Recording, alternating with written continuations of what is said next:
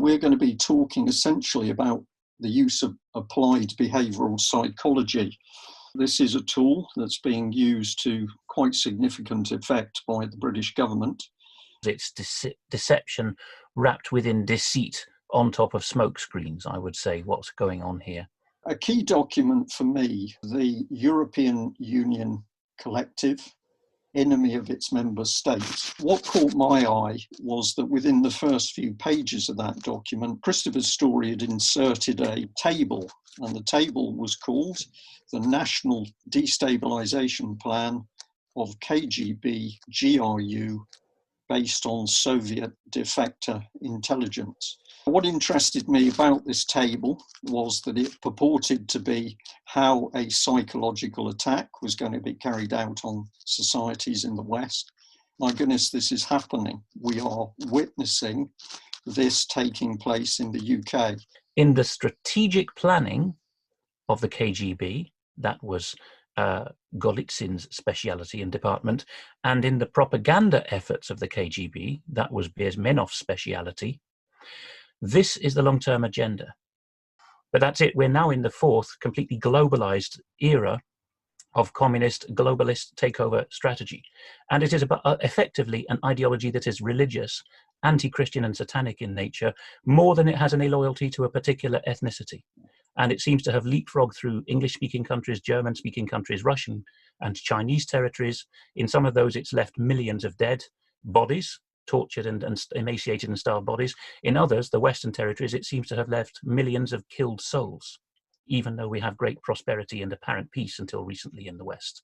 But it is an ideology that will ruthlessly do everything it can to take the world over. And you can't bring everyone up to a high standard in world government, but you can bring everyone down to the same level of fear and want, effectively. That is the agenda. There are many arms to it that Story beautifully enunciates. The strategy of criminalism, not criminality, but criminalism, using and hiding behind criminals and mafias. The strategy of democratism, shouting democracy and rule of law. The second area after religion to be attacked was education. And what does the document say? Well, it says that permissiveness and relativity is going to be brought into education, and that is going to result in ignorance and zero historical knowledge. So I find it very interesting that education gets one single line, but it's very, very damning. The end result is that you tell a group of young people, you've never been freer. Freedom has been finally achieved. Hallelujah. Everyone has human rights and you can do whatever you want and be what you want to be. And the blank look you get from the millennials, at least 90% of them now is, but free to do what? Free to be whom? They haven't a clue. There was a need in the Soviet Union to wait until everyone who could remember the Stalinist terror or who could read about it in books had died off, and until there was no interest in finding out about that history anymore. And now you see that period has elapsed from the 50s, and it's now safe and cool again in the West to say, yeah, I'm really with Antifa. I really want communist revolution. And either they don't know that this will result in the starvation, torture, and death of millions, or they just couldn't care less. Yeah. So we've done religion, we've done education. The next one on the list, number 3, is media. And this is very interesting. What does it say is going to be done to media? It says monopolization of news and comment, manipulation of information and thought, constant criticism and discrediting of institutions, concentration on fake non-issues and double standards. And what is this going to do? Well, it's going to produce political correctness, groupthink, Luciferian fog, uninformed myopia, opinions equal facts, reiteration of lies as facts, which are accepted as such by the uninformed, emergence of the common mind.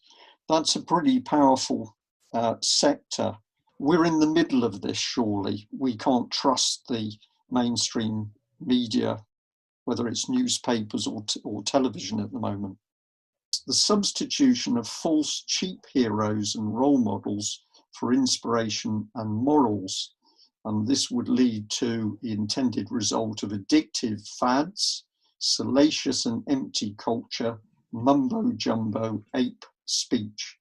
Well, of course, in the even in the dark days of COVID, if we're to believe what we're being told, we are seeing that the government says it has to use celebrities and football stars and TV stars in order to get the message across. So under structure, the next things to be attacked are law and order, social relations, security, internal politics, and foreign relations. So there's a pretty heavy mix of things there.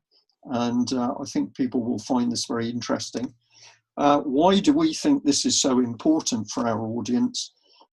It's important because this is an attack that is difficult to see unless you know what you're looking for.